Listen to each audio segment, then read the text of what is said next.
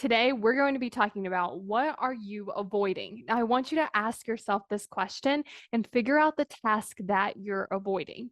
And then when you think about that task that you're avoiding, I want you to ask yourself why you're not doing it. Because here's what we often find out is that there's this discomfort that comes up when we think about doing it. When we think about doing the task, we're uncomfortable for some reason.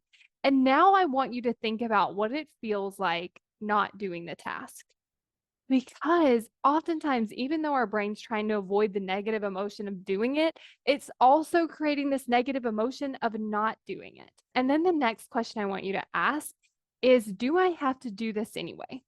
Because there are some things that we might be avoiding that we aren't going to have to do, that we could literally just decide, I'm not going to do that. And then there are the things that, like, we are still going to get them done anyway, even if it's uncomfortable. So if we're kind of thinking about a timeline, it's like, okay, here on this end is where we do it, and then we feel better because it's done.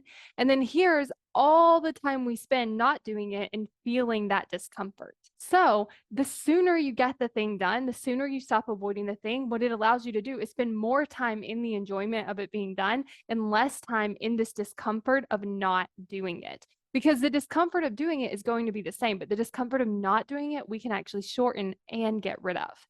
And then if it's not something you are absolutely going to do, I want you to ask yourself, why do you want to do it? Because there are some instances where you're like, you know what, I'm just avoiding this. I'm not doing it. It's uncomfortable, but I'm going to intentionally decide that, like, I'm not doing this, because then we're no longer feeling like we're not doing something that we should be doing. If we stop telling ourselves that we should be doing it, then we get to feel better about ourselves because it doesn't feel like we have this thing like looming around that we're not getting to.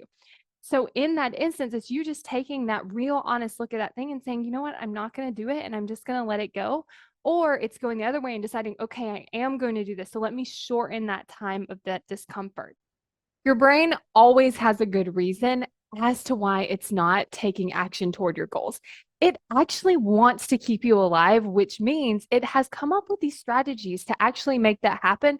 But unfortunately, those same strategies don't work for changing, creating something new, or achieving your goal. So if you want to learn about the strategies that your brain is actually using right now, then you want to get instant access to this video, because we're going to talk about, like, what is your brain naturally wired to do, how it's not really working for you, and how you can actually start to change that and improve it and make progress so that your brain is more wired to help you take action and achieve your goals. Go to successbykayla.com to sign up and get instant access to that video. And then you're also going to be on my email list. So get ready for some really great emails that are going to help you take action toward your goals now.